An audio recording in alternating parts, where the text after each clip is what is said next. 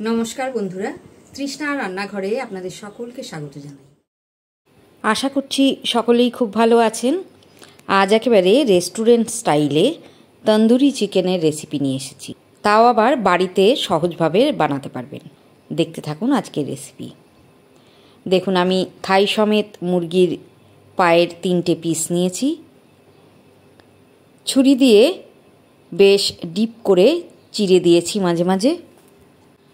আর পায়ের এই জায়গাটা লক্ষ্য করুন, এই যে সাদা কার্টিলেজটা, এটা কেটে দিতে হবে। এটা যদি থাকে ভাজা হলে মাংসের টুকরোটা খুব স্টিফ হয়ে যায়, তো অবশ্যই এই অংশটা একটা কাট লাগাবেন। এই মাংসের টুকরোগুলো দুবার ম্যারিনেশন করতে হবে।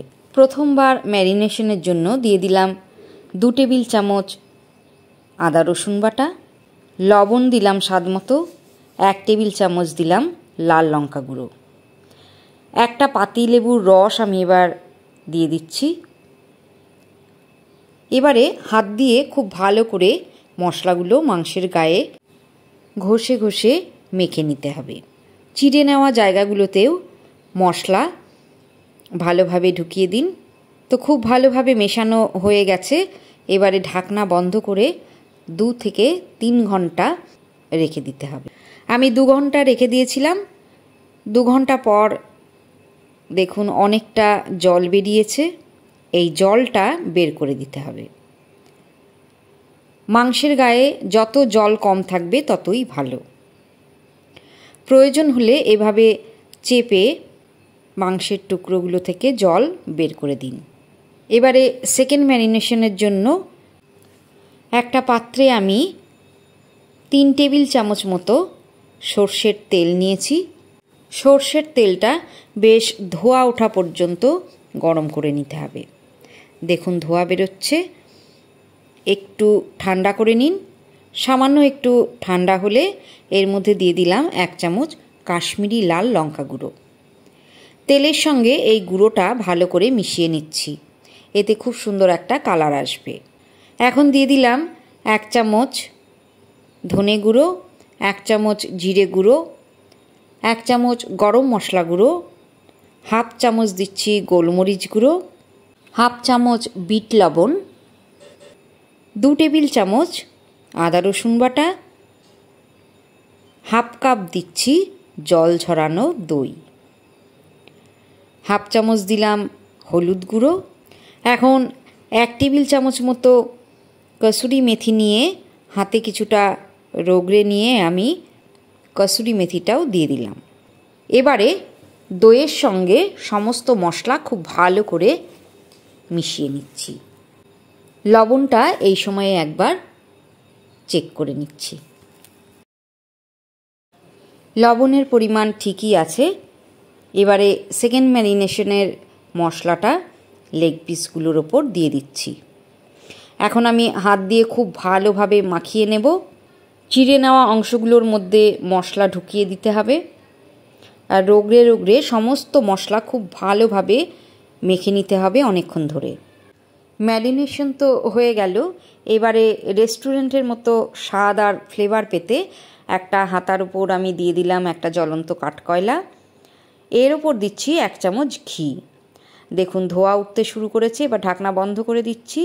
10 মিনিট এইভাবে রেখে দিতে হবে।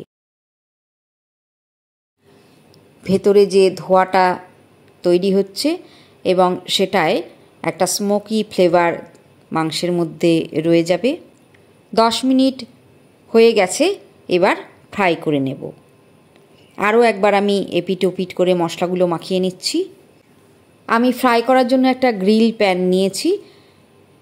গ্রিল প্যান না থাকলে অসুবিধে নেই, সাধারণ ফ্রাইং প্যানেই ফ্রাই করবেন, এতে স্বাদের কোনো হেরফের হবে না। প্রথমে আমি ব্রাশ দিয়ে কিছুটা তেল ব্রাশ করে নিচ্ছি। এরপর মশলা মাখানো লেগ পিস 3টে আমি এক এক করে দিয়ে দিলাম। 2-3 মিনিট একদিকে ফ্রাই করে নিন, তারপরে উল্টে দিতে হবে। এইবার উল্টে দিয়ে মাঝে মাঝে ঢাকনা বন্ধ করে দিতে হবে। উল্টে দেবার পরে ব্রাশে করে বাটার একটু ব্রাশ করে দেবেন লেগ পিসগুলোর ওপর। এতে খুব সুন্দর একটা কালার আসবে আর খেতেও খুবই সুস্বাদু হবে। আবারও উল্টে দেওয়ার পরে বাটার ব্রাশ করবেন আর ঢাকনা বন্ধ করে যথারীতি 12 থেকে 15 মিনিট এইভাবে ফ্রাই করে নিতে হবে। তো আমি প্রায় 15 মিনিট ফ্রাই করে নিয়েছি। মাঝে মাঝে ঢাকনা বন্ধ করে উল্টে পাল্টে আর মাঝে মাঝে বাটার ব্রাশ করে যদি এইভাবে ফ্রাই করে নেন তাহলে দেখবেন 15 মিনিটের মধ্যেই সুন্দরভাবে মাংসের পিসগুলো নরম হয়ে যাবে। দেখুন সুন্দর একটা কালার এসে গেছে আর লেগ পিসগুলো আমার কিন্তু একদম রেডি। এবারে ঢাকনা বন্ধ করে দিন আর এই গরম তাওয়ার ওপর আরও 5 মিনিট রেখে দিন ওভেন বন্ধ অবস্থায়। তারপরে পরিবেশন করুন তন্দুরি চিকেন। আমি একটা চাটনি পরিবেশন করেছি। দেখুন এটা আমি করেছি তেঁতুল, ধনেপাতা, ভাজা জিরে গুঁড়ো, বিট লবণ আর সামান্য চিনি দিয়ে। মিক্সিতে দিয়ে সামান্য জল দিয়ে একটু ঘুরিয়ে নিলেই হয়ে যাবে। রেসিপি ভালো লাগলে জানাতে ভুলবেন না। ইউটিউবে নতুন বন্ধুরা প্লিজ সাবস্ক্রাইব করুন আর পাশে রাখা বেল আইকনটা প্রেস করতে ভুলবেন না, তাহলে চটজলদি নোটিফিকেশান আপনার কাছে পৌঁছে যাবে। আর ফেসবুকে যারা দেখছেন প্লিজ আমার চ্যানেলটা ফলো করার অনুরোধ রইল। ভালো থাকবেন, সুস্থ থাকবেন।